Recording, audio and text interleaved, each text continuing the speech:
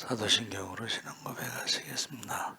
전능하사 천지를 만드신 하나님 아버지를 내가 믿사오며 그 외아들 우리 주 예수 그리스도를 믿사오니 이는 성령으로 잉태하사 동정녀 마리아에게 나시고 본디오 빌라도에게 고난을 받으사 십자가에 못 박혀 죽으시고 장사한 지 사흘 만에 죽은 자 가운데서 다시 살아나시며 하늘에 오르사 전능하신 하나님 우편에 앉아 계시다가 저희로서 산 자와 죽은 자를 심판하러 오시리라.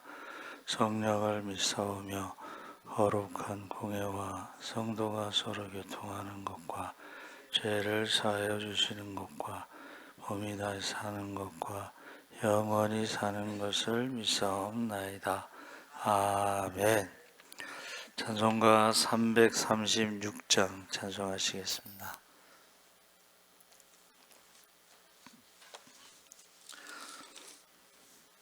(336장) 찬송하시겠습니다. 환난과 핍박 중에도 성도는 신앙 지켰네. 이 신앙 생각할 때에 기쁨이 충만하도다. 성도의 신앙 따라서 죽도록 충성하겠네. 옥중에 매인 성도나 양심은 자유 얻었네. 우리도 고난 받으면 죽어도 영광 되도다.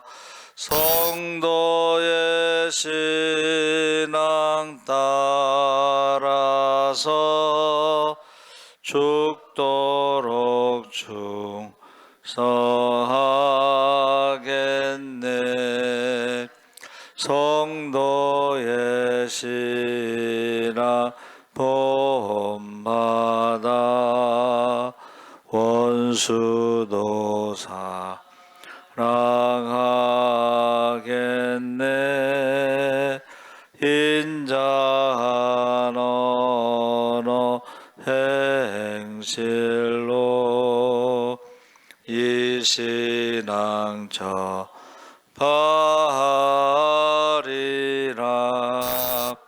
성도의 신앙 따라서 죽도록 충성하겠네.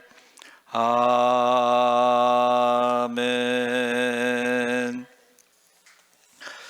하나님 말씀 누가복음 21장 29절에서 38절 말씀을 읽겠습니다. 132쪽에 있습니다.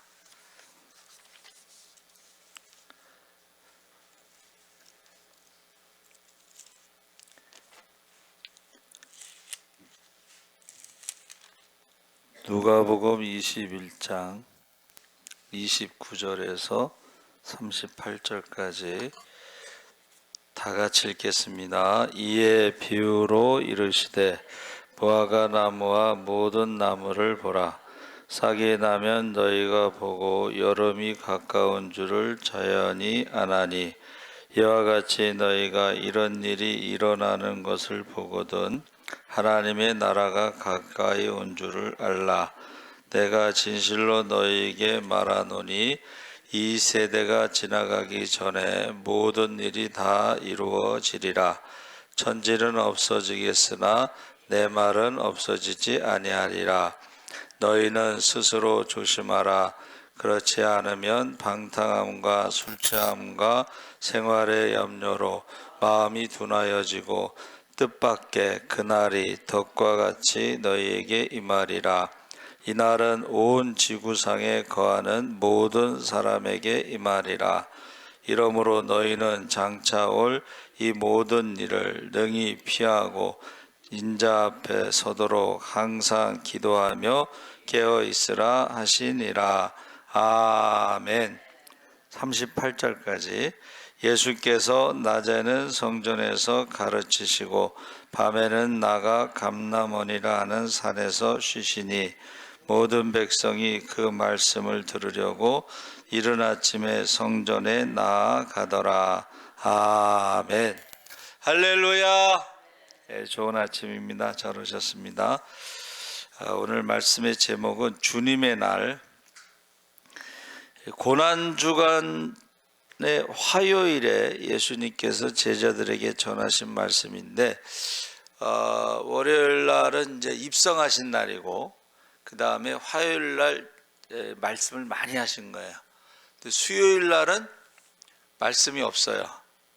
그래서 아마 우리가 읽은 말씀에 밤에는 쉬시니라 했을 때에 수요일 날은 말씀이 없고 그냥 쉬시는 날로 그렇게 나와 있습니다. 그러니까 화요일 고난 주간에 화요일 날 제일 많이 말씀하셨는데, 그 중에 이제 무화과 나무 비유 모든 나무를 보라 했는데, 그 기독교인들에게 중요한 것이 시간, 때, 시간이라는 것이 이제 두 가지가 있습니다. 하나는 1년 365일 24시간은 직선으로 가는 시간이라고 그러고, 그 다음에 하나님의 때, 하나님의 간섭하심, 그래서 예수님이 오신 날, 그것을 의미의 시간에서 수직적인 시간, 또 오순절에 성령이 오신 것을 수직적인 시간, 또 이스라엘이 애굽에서 나온 시간, 이런 것 역사적인 시간을 이제 우리가 수직적인 시간이다. 그러니까 바벨론 포로로 잡혀갔다가 돌아온 시간, 예루살렘이 AD 70년에 망하고 나서 이스라엘이 독립한 시간, 이걸 수직적인 시간이라고 그래요. 그러니까 세상 사람들은 수평적인 시간에서 살고 있지만 우리는 하나님과 우리와의 관계에서의 수직적인 시간, 의미의 시간이 있다. 그래서 여기서 무화과 나무와 모든 나무를 보라, 여름이 가까웠다라는 것은, 여름이 가까웠다는 것은 세상 사람들이 말하는 여름이 아니고 주님의 날이 가까웠다 하는 것입니다. 할렐루야. 그래서 비유라는 것은 이제 어려운 것을 쉽게 설명하는 것이죠. 자, 우리가 예수님이 재림하실 때의 최후의 심판, 이게 굉장히 어려운 주제인데 이것을 추수라고 하는 것을 가지고 쉽게 설명하는 거예요. 추수 때가 어떻게 해요? 알곡과 축적인을 나누고 타작마당에서, 그렇죠? 그리고 추수한 다음에 어떻게 해요? 키질을 하잖아요. 키질을 했을 때에 알곡은 안으로, 축적인은 바깥으로. 그래서 어린이 그 찬송가, 복음성가 뭐 이런데 안으로 밖으로 뭐 이런 게 있었어요. 그래서 비유라고 하는 것은 유대인들의 교육에 있어서 굉장히 탁월한 거예요. 어려운 것을 쉽게 설명하는 거. 그래서 원래 공부 잘하는 학생들의 특징이 어려운 것을 쉽게 설명하는데, 어려운 것을 가정부 아줌마한테도 설명한다, 그렇게 얘기하고 있어요. 자, 여기서 무화과 나무는 사실은 유대인들에게는 익숙한 나무지만 이방인들에게는 익숙하지 않죠. 그래서 복음서 기자는 무화과 나무에 대해서 자세하게 설명해 주고 있다 그랬습니다. 그래서 제가 얼마 전에도 말씀을 나눴죠. D3 전도훈련학교에서 그 설교에 우리가 무화과나무를 이스라엘의 독립으로 해석하지만 이스라엘의 그 나무는 무화과나무가 아니고 올리브나무다 그랬죠. 감람나무. 그래서 꼭 우리가 해석을 할 때에 무화과나무가 이스라엘의 독립이다 이렇게 해석하지 말고 그 중에 이제 하나다 이렇게 설명하시고 있습니다. 그래서 여름이 가까운 줄을 알라. 그 다음에 뭐라 그랬어요? 하나님의 나라가 가까이 온 줄을 알라. 여름이 가까이 왔다는 것과 하나님 나라가 가까이 왔다는 것을 비유로 지금 설명하는 거예요. 때를 알아라 이런 말입니다. 그래서 그 이야기는 우리가 읽은 본문 말씀 앞에 뭐가 있어요? 마지막 때의 징조에 대해서 말씀하신 거예요. 거기 21장 거기 보세요. 21장 앞에 예루살렘의 환란. 그러니까 예루살렘이 어떻게 해요? 이제 망하는 것, 성전이 무너지는 것, 이스라엘이 망하는 것 이런 것을 보면 어떻게 해요? 여름이 가까이 오고 하나님 나라 가까이 왔다. 그 이야기를 지금 하고 있는 것입니다. 그래서 그 이야기를 쭉 하신 다음에 뭐라고 그러셨냐? 33절에 천지는 없어지겠으나 내 말은 없어지지 아니하리라. 마지막 날에 심판의 대상이 없어질 천지와 영원한 말씀을 비교하고 있는데, 우리가 하나님의 말씀은 예루살렘이 망해서 없어지더라도 하나님의 말씀은 다 성취된다. 이 말은 뭐예요? 예루살렘이 다시 회복된다 이 말이에요. 할렐루야. 물론 이제 AD 70년에 예루살렘이 없어지고 나서 1900년 동안 나라 없는 민족으로 떠돌았으니까는 이제 예루살렘, 이스라엘이 없어졌다고 생각할 수도 있지만, 하나님 말씀은 어떻게 해요?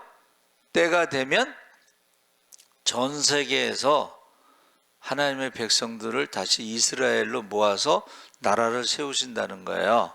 근데 그것이 이제 이번에 이스라엘 독립으로 보는 거죠. 근데 예루살렘이 원래 이스라엘 수도가 아니었잖아요. 예루살렘에 가면은 4개의 종교가 나눠서 관리를 하고 있어요. 예루살렘 안에 4개의 종교가 그 지역이 있어요. 근데 주로 이제 이스라엘이 그 관리를 하지만 원래 4개의 종교가 관리를 하고 있습니다. 그런데 이제 트럼프가 예루살렘이 이스라엘의 수도다. 그래서 난리가 난 거예요. 그 사람들은, 유대인들은 예루살렘이 이스라엘의 수도로 만족하지 않고 예루살렘에 자기들의 성전이 건축되는 것이 그게 완전한 회복으로 보고 있습니다.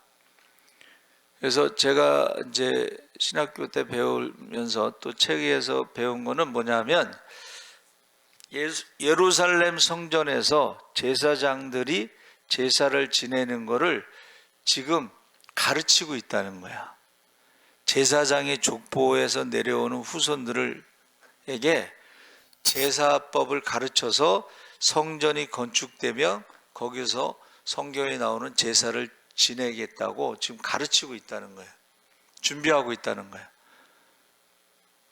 근데 이제 조금 위험하죠. 거기는 지금 모슬렘이 지금 모스크, 이슬람 성전이 있는 거를 헐어야 돼.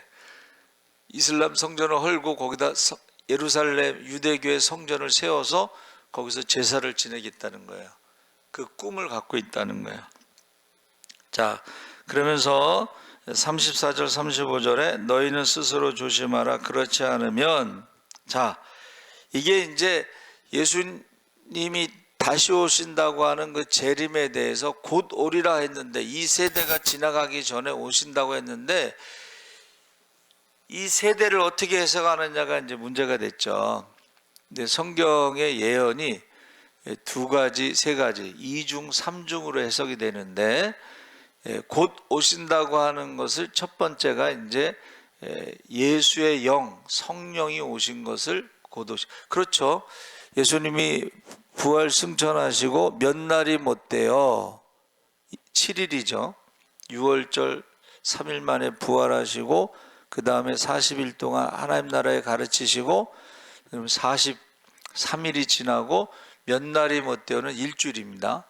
그러니까 오순절 마가의 다락방에서 사도들과 더불어 마음을 가 저녁 기도에 힘쓸 때 7일 동안 열심히 기도했더니 오순절에 성령이 임했다. 그 성령이 예수의 영이기 때문에 곧 오신다는 것을 예수의 영, 성령이 오셨다. 그리고 이 세대라는 것은 시대마다 다르잖아요. 그렇죠? 아브라함이 4대라고 하는 것은 100년을 기준으로 400년이잖아요. 지금 우리는 뭐 저희 때는 한 세대를 30세로 봤어. 30살에 결혼을 하고 뭐 이렇게. 근데 요즘에는 30살에 결혼하지 않잖아. 그렇죠? 그러니까 한 세대가 시대마다 달라요. 근데 그것을 베드로 사도는 뭐라 그랬어요? 하루가 1000년 같고 1000년이 하루 같다. 주께서는 한 세대가 어떻게 해요? 하루가 1000년 같고 1000년이 하루 같다. 이렇게 해석해서 예수님이 곧 오신다고 그랬는데 너희가 극단적 종말론, 날짜를 정해놓고 학교도 안 가고 직장도 안 가고 그렇게 하지 말라는 거예요. 그러니까는 바울이 이제 편지를 썼을 때에 극단적 종말론자들이 학교도 안 가고 일도 안 하고 그러니까는 일하기 싫으면 먹지도 마라 그런 거예요. 일하기 싫으면 먹지도 마라. 그래서 우리가 이 때라고 하는 것은 수직적인 그 때는 하나님이 결정하시는 거지. 물론 이제 6월절이라고 하는 것은 하나님이 정하신 건데 6월절 어린 양으로 돌아가시려고 하나님이 6월절이 출애굽한 거를 하나님이 정하신 겁니다. 그렇죠? 그 하나님이 정하신 그 6월절을 지키다가 예수님께서 6월절 어린 양으로 돌아가신다고 해서 6월절에 십자가를 지신 거예요.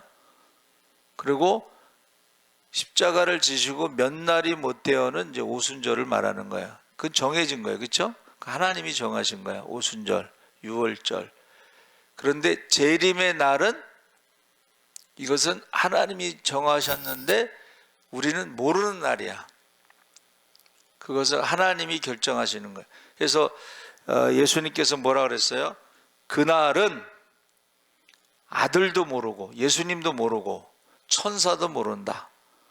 이것은 이제 유대인들의 결혼 풍습이 약혼하고 나서 가서 집을 짓는데 집을 다 짓고 나서 신부를 데리러 갈 때 아버지가 결정하는 거예요. 신랑이 결정하는 게 아니에요. 예수님이 결정하는 게 아니고 자 이제 신부 데리러 가자 아버지가 결정하는 거예요. 근데 그게 여름이 오면 무화과 나무와 모든 나무를 봤을 때 여름이 가까이 왔다. 그때 하나님 나라가 가까웠다. 그래서 그 징조를 보면서 우리가 비슷한 것은 알 수가 있지만 딱 날짜를 정해놓고 시간을 정해놓는 것은 그것은 성경을 가감하기 때문에 그걸 이단이라고 부르는 거예요.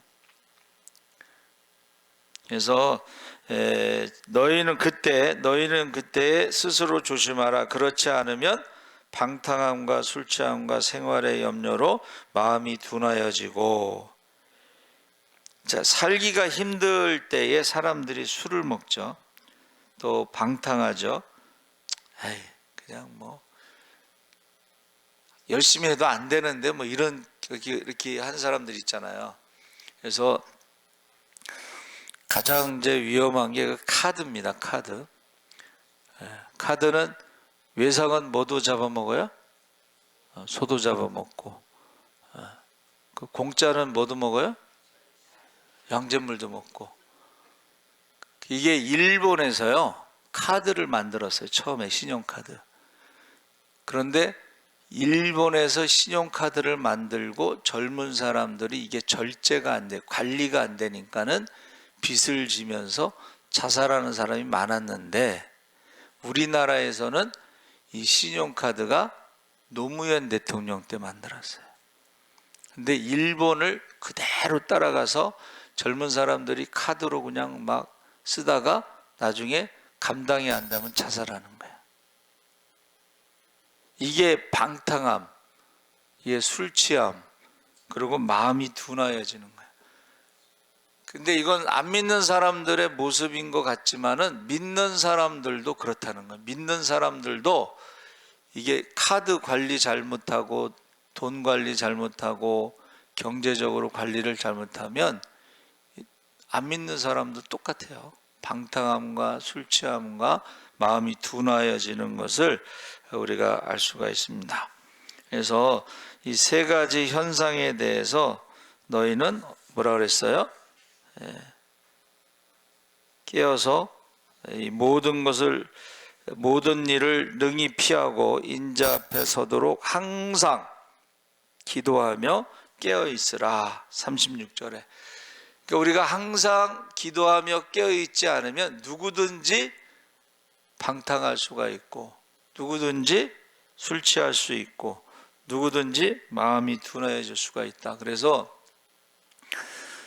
교회에서 가끔 돈 사고가 날 때가 있어요. 그래서 저희 이제 선배 목사님이 교회를 건축하려고 이제 건축원금을 모아놓고 집을 2채 사놓고 이제 건축하려고 그러는데, 건축위원장 장로님이 가지고 도망가 버렸어요. 그러니까 건축을 못하고 그냥 그 2채 집을 사놓은 집에서, 조그만 집에서 예배를 드리시더라고. 그래서 제가 한번 가서 이제 설교를 한 적이 있는데, 얼마나 답답하시겠어요. 그렇죠? 그러고 나서 이제 은퇴할 때가 됐잖아.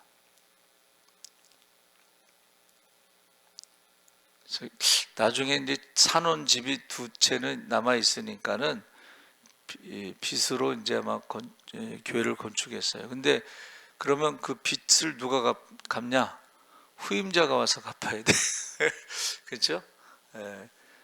이거는 이제 큰 사고가 난 거고, 뭐 작은 사고도 많아요. 전에 제가 섬기던 목사님은 그 건축을 하려고 집을 샀는데 사기를 당했어. 근데 장로님들하고 상의를 안 하고 샀다가 사기를 당했어. 그러니까 장로님들이 막 법대 나오신 분들이랑 또 막 공무원 하던 분들이랑 막 스트레스를 주니까는 머리가 다 빠져버렸어. 그러니까 우리가 여러분 기도하지 않으면, 한번 따라해 주세요. 기도하지 않으면 시험 듭니다. 기도하지 않으면 방탕하게 되고 술 먹게 되고, 그리고 마음이 둔해진다는 거예요. 근데 문제는 뭐예요? 문제는 우리가 하나님 앞에 설 때가 있다는 거예요. 인자 앞에 설 때가 있다. 깨어 있으라 그랬죠? 그래서 저와 여러분이 지금 나라와 민족을 위해서 기도 많이 해야 됩니다. 지금 사람들이 뭐 교회 안에는 좌파도 있고 우파도 있으니까 정치적인 얘기 하지 말라고 그러는데, 그냥 역사를 이렇게 보시면 돼요. 자, 우파가 대통령이 되면 탄핵합니다. 그래서 박근혜 대통령이 원래 정교조를 해체하려고 그랬더니 거기서 탄핵 카드를 꺼는 게 세월호를 조작해. 세월호가 그 밤에 출발할 일이 아니거든요. 그리고 원래 고양시에 있는 학교가 그 배를 타기로 했는데 갑자기 안산시 안산고등학교, 단원고등학교로 바뀌었죠. 고양시가 100만 인구입니다. 안산시보다 훨씬 커요. 그래서 고등학교가 바뀌었어요. 그리고 밤에 안개 꼈는데 그 학교만 출발시켰죠. 이게 그 정교조에서 북한의 지령에 의해서 정교조가 탄핵하기 위해서 카드를 쓴 거예요. 정교조. 그래서 항상 사고가 나면 가장 득을 보는 집단이 있는데 그게 정교조입니다. 정교조 해체하려고 그랬으니까. 그 다음에 이명박 대통령이 우파가 대통령이 됐을 때 광우병 가지고 감옥에 집어넣었잖아요. 그리고 이번에 윤석열 대통령이 우파가 되니까는 어떻게 해요? 김건희 무슨 디올백 갖고 북한에 갔다 온 사람이 그거 자기가 죽어서 자기가 찍고서 자기가 난리친 거잖아. 이게 북한에서 탄핵 카드를 쓴 거예요. 한동훈하고 윤석열 대통령이 등을 진 게 그 백 사건 때문에 시작된 거예요. 자, 왜 그러면 우파가 좌파가 되면 어떻게 되느냐? 좌파가 되면은 북한에 돈을 갖다 줘요. 근데 우파는 돈을 안 줘. 좌파가 대통령이 됐을 때는 다 돈을 갖다 줬어요. 김대중 대통령도 돈 갖다 주고, 노무현도 돈 갖다 주고, 문재인도 돈 갖다 주고, 돈 갖다 줘. 지금 우리가 이제 공산당들이 의해서 지금 나라가 이제 북한처럼 될 것 같죠? 절대 그렇게 안 됩니다. 왜요? 그러면 둘 다 망하거든. 그래서 어떻게 하냐? 남한에 북한의 정부를 세워놓으면 돈을 갖다 주거든. 그 사람들이 원하는 건 돈이야. 북한에서 원하는 건 돈입니다. 그래서 이 모든 게 지금 우리나라 모든 게 다 지금 좌파 언론이 보세요. 언론은 양쪽을 다 얘기해야 되잖아. 그렇죠? 근데 한쪽만 얘기하잖아. 그게 좌파라는 거야. 한쪽만 얘기해. 그러니까 우리가 믿는 사람들이 정신을 똑바로 차려야 돼요. 왜냐하면 우리가 무슨 좌파 우파 그랬는데 이게 딱 제가 설명한 대로 나오죠. 우파가 되면 탄핵 카드. 탄핵을 하기 위해서 세월호 사건, 광우병, 뭐 디오백, 뭐 그런 식으로 해서 하는데 국회에서 부정선거로 인해서 국회의원 숫자가 많잖아요. 법을 마음대로 바꾸죠. 부정선거. 그리고 사법부 있잖아요. 재판관, 헌법재판소 지금 탄핵 뭐 그러는데 이게 법을 어떻게 바꿨냐면 전임 대통령이 재판관 3명을 임명하게 돼 있고 현재 대통령은 1명을 임명하게 돼 있어. 그리고 이제 국회에서 당에서 임명하는데 전임 대통령이 3명을 임명했는데 이 사람들이 다 좌파야. 그리고 민주당에서 추천한 사람들 다 좌파야. 그러면 현재 대통령 1명 임명해. 국민의힘에서 2명 임명해. 그러면 숫자적으로 안 맞아. 그러니까 지금 국회의원 숫자하고 부정선거를 통해서 국회의원 숫자 그리고 법을 만들어서 사법부를 지금 자기네들이 임명한 사람들이 더 많고 이제 행정부 대통령만 탄핵하면 완성이 되는 거야. 근데 대통령이 뭐라 그랬냐면 자기가 탄핵을 받더라도 자기가 물러나더라도 한 가지 일을 하는데 그게 부정선거를 밝히는 중앙선거위원회에 있는 그 서버를 가지고 오는 거예요. 그래서 제가 여러분 걱정하지 마세요. 걱정하지 마세요. 왜냐하면 지금 그런 일이 반복되는데 한번 따라해보세요. 영원한 정권은 없습니다. 북한의 김정은도 영원하지 않아요. 그리고 사실은 김정은을 제거하려면 얼마든지 제거할 수가 있어요. 남쪽에 박원순도 대통령 1위였어요. 그렇죠? 근데 어느 날 제거됐잖아요. 이재명도 제거할 수가 있어요. 북한에서 얼마든지. 그러니까는 지금 제가 바라는 것은 여러분이 주님의 날이 있다. 그게 심판의 날인데 그때를 위해서 우리가 기도를 하라는 거야. 기도. 근데 젊은 사람들은 그 내용을 잘 몰라. 젊은 사람들은. 이제 연세 드신 분들은 그 내용을 아니까는, 그러면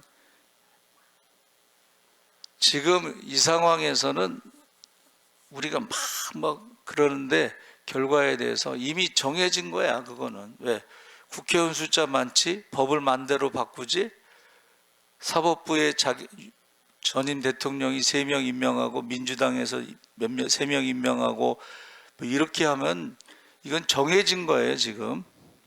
예? 헌법재판소에 가서, 그런데 거기 사람들이 그쪽이 더 많아요. 예? 그러니까는 여러분들이 지금 해야 될 수 있는 건 뭐예요? 주님의 날, 심판의 날은 공의의 심판입니다. 그래서 우리가 신앙적으로 보면 로마 제국도 망했잖아요. 그렇죠? 로마 제국도, 일본도 망하고 다 망했죠. 그러니까 하나님 앞에 갔을 때에 그때가 이제 완전한 그 최후의 심판, 공의의 심판이 있는데, 그 4년, 뭐 5년, 국회의원하고 대통령하고 뭐 북한하고 뭐 이렇게 하고 뭐 거기다 돈 갖다 주고 그런 게, 그게 그렇게 뭐 영원한 게 아닙니다. 예, 영원한 거. 그리고 그거 4년 5년 하고 지옥에 가는 영혼들, 전 불쌍하다고 저는 생각해요. 불쌍하다고 저는 생각합니다. 그러니까 여러분들이 나라 민족을 위해서 꼭 기도하시기 바랍니다. 예, 하나님을 바라보시고 하나님의 정확한 공의의 심판이 있다는 거예요. 하나님 아버지 감사합니다. 나라 민족을 위해서 기도하게 하시고 이 땅에 전쟁이, 핵전쟁이 일어나지 않고, 또 가정을 파괴하는 동성애, 교회를 파괴하는 코로나라고 하는 것을 가지고 모든 종교의 집회를 금지시키는 공산당의 전략, 그리고 나라를 파괴하는 그들의 전략에 우리가 거짓 선동에, 공산당의 거짓 선동에 우리가 속지 않게 하시고 기도하게 하여 주시옵소서. 우리의 자녀들을 위해서도 기도하게 하여 주시옵소서. 악하고 음란하고 믿음이 없는 세대에 우리 자녀들이 믿음과 구원과 축복의 자녀가 될 수 있도록 기도하게 하여 주시옵소서. 감사하며 예수님의